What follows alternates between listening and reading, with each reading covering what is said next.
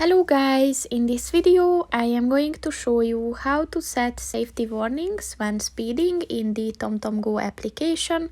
But first I just want to mention, don't forget to subscribe to my channel, because at 10,000 subscribers I am going to show you my whole YouTube revenue statistics and growth strategy, as well as how to make money online. Let's jump into it. First of all, open the application on your phone. And then click on the menu button at the bottom of the page on the left. And then scroll down and click on the settings button. And then click on the sounds and warnings button. And once you enabled the safety warnings section, you can click on that. And then click on the when speeding button. And here's the two options that you can set for this. So just click on the one that you want to use and it is set. So that's pretty much it for this video, guys. See you in the next one.